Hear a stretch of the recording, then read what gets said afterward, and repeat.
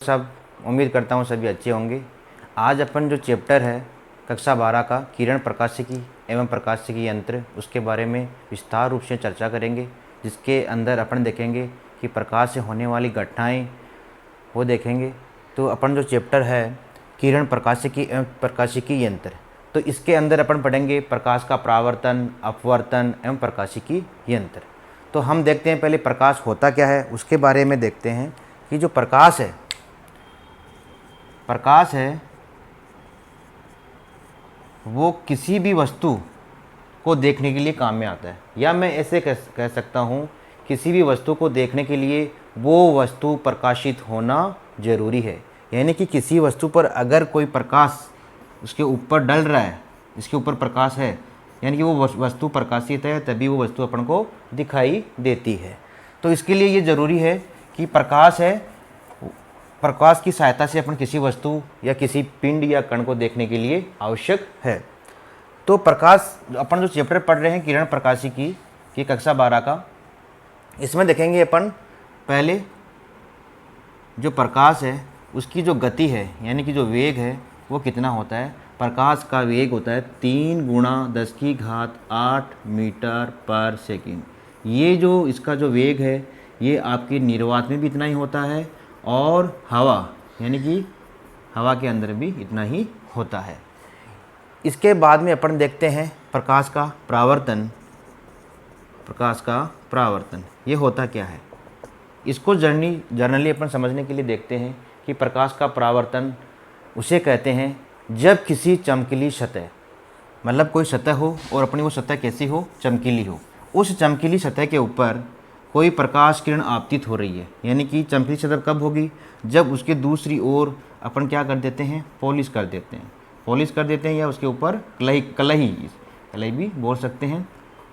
और इसका जो अभिलंब है, ये अपना अभिलंब मान लिया, ये अपना है अभिलंब। जब प्रकाश किरण एक माध्यम, मतलब माध्यम ये है, दूसरा ये चमकीली सतह, इस माध्यम से इस सतह के ऊपर आपतित हो रही है, तो प्रकाश किरण यहाँ पे कुछ उसका भाग अवशोषित हो जाएगा। वो निर्भर करेगा कि ये आपका जो चमकीली सतह है उसके पीछे किस प्रकार की पॉलिश है, और कुछ भाग आपका वापस लौट जाएगा। तो प्रकाश की ये घटना क्या कहलाएगी, प्रकाश का परावर्तन कहलाएगी। जब प्रकाश किरण एक माध्यम से किसी चमकीली सतह पर आपतित होती है, तो जिस सतह पर आपतित हो रही है उसी सतह से वापस क्या हो जाती है, लौट जाती है, यानी कि परावर्तित हो जाती है। तो इसको अपन बोलेंगे आपतित किरण, और ये हो जाएगा अपना परावर्तित किरण। तो यहाँ पे अपन देख रहे हैं कि जो ये है ये हो जाएगी अपनी आपतित किरण, ये अपनी है आपतित किरण, और जो वापस जो लौट जाती है उसको बोलते हैं परावर्तित किरण।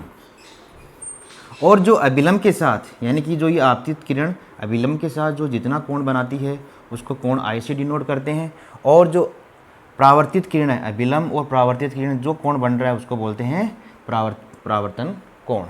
यहाँ पे अपन जो परावर्तन के नियम है वो देखते हैं कि परावर्तन का नियम जनरली 2 होता है, 2 भागों में बांटा है इस परावर्तन के नियम को। वो क्या है कि जब प्रकाश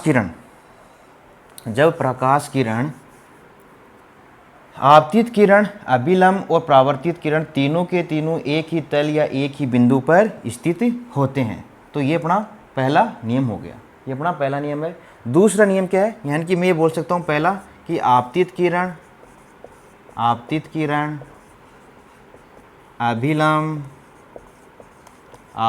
और अभिलंब तथा परावर्तित किरण तीनों के तीनों एक ही तल में होते हैं, ये अपना पहला नियम है। दूसरा नियम है कि आपतन कोण, यानी कि जो अपना ये कोण है वो है आपतन कोण तथा परावर्तन कोण दोनों बराबर होते हैं, यानी कि कोण I बराबर कोण R, यही अपना क्या है, परावर्तन का नियम है। तो अपन ये समझ सकते हैं कि परावर्तन किसे कहते हैं। जब प्रकाश किरण एक चमकीली सतह पर आपतित होती है तो कुछ भाग अवशोषित हो जाएगा तथा कुछ भाग उसका वापस लौट जाएगा, यानी कि उसी माध्यम में लौट जाएगा। प्रकाश की यह घटना क्या कहलाती है, प्रकाश का परावर्तन।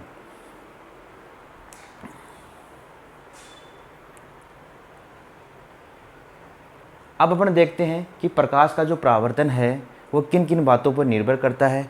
ठीक है, अगर चमकीली सतह है तो यहाँ पे कोण अलग अलग होगा। ठीक है, अगर अपनी जो सतह है ऊबड़ खाबड़ होगी, अगर अपनी सतह ऊबड़ खाबड़ होगी तो प्रकाश किरण जो आपतित हो रही है उसका परावर्तन जिधर कोण ज़्यादा है, यानी कि ये अलग अलग दिशाओं में हो जाएगा। उसको बोलते हैं जब सतह आपकी क्या हो, चमकीली तो हो लेकिन क्या हो, ऊबड़ खाबड़ या असमतल। ठीक है, तो आपका जो परावर्तित किरणें होती है वो अलग अलग दिशाओं में चली जाती है। इसके बाद में अपन देखते हैं कि प्रकाश से होने वाली जो घटनाएं हैं वो देखेंगे कि ये परावर्तन का जो नियम है वो किन